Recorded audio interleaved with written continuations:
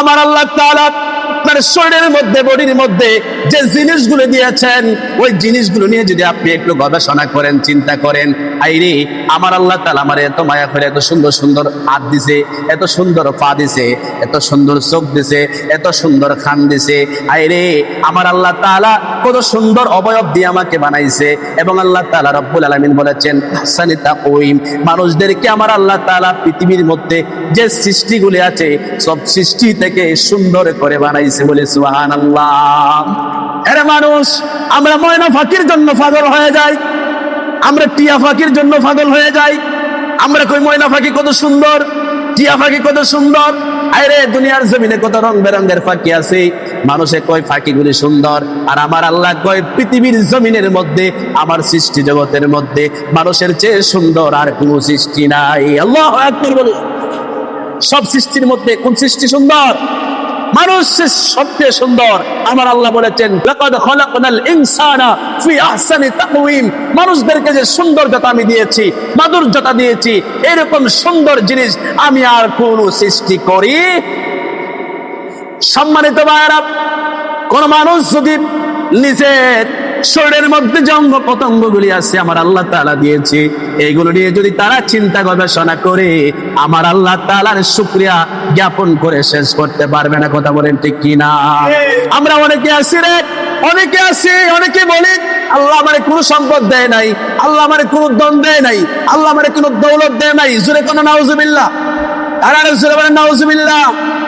আরে বাবা, আমি বলবো আপনাকে যে আল্লাহ ধন দেয় নাই, সম্পদ দেয় নাই, তোমার যদি দুইটা চোখ না থাকতো তাহলে দুনিয়ার সমস্ত সম্পদ দিয়া চোখ কিনতে পারলাইনি, আবার ফাল্লাইনি। আরে যদি তোমার দুইটা পাও না থাকতো রে, কোটি টাকার মালিকও যদি তুমি হইতা, দুইটা পা যদি না থাকতো সম্পদের কোনো দাম আসেননি, দাম নাই। তুমি যদি কোটি টাকার মালিকও হইতা, মাথার তার যদি আল্লাহ সিরা জ্বালাইতো, মাথার তার সিরা তাহলে কি হইল নে? ছাগল। 2 টাকার কোনো দাম আসতেননি আপনি? কোন ভাবে, কোন আকলে আপনি বলেন আল্লাহ আপনাকে কিছু দেয় নাই? আপনার কোটি টাকার সম্পদ আছে, আপনি যদি পাগল হইতেন মানুষ আপনাকে তেমন ভাবে সম্মান করতো না, ইজ্জত দিত না। কথা বলেন ঠিক?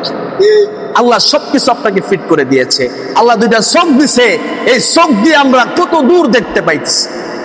আরে ওই চোখ দিয়ে আমরা কত দূরের আকাশের ছোট ছোট তারকাকে আমরা দেখতে পাইতেছি। আল্লাহ 2টা পা দিছে, এই পাও দিয়ে যে জায়গায় ইচ্ছা সেখানে আমরা যাইতে পারতেছি।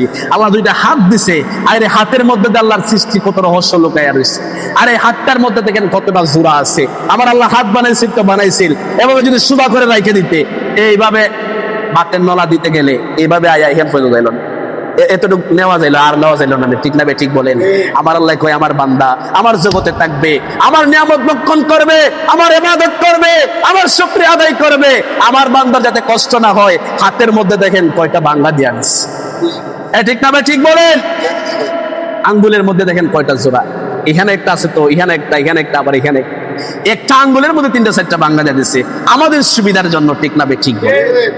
কোন সাহস আপনি বলেন আল্লাহ আপনাকে কিছু দেয় নাই? আল্লাহ যদি এগুলো না দিত, এগুলো আপনি কোথায় পেলেন? নেই। হাত না থাকলে এখন প্লাস্টিকের হাত পাওয়া যায়, কিন্তু প্লাস্টিকের হাত এভাবে ভেঙে আপনি খাইতে পারবেন না। এই প্লাস্টিকের হাত দিয়ে, প্লাস্টিকের পা দিয়ে আপনি এভাবে অরিজিনাল যে পায়ের মতো চলতে পারবেন?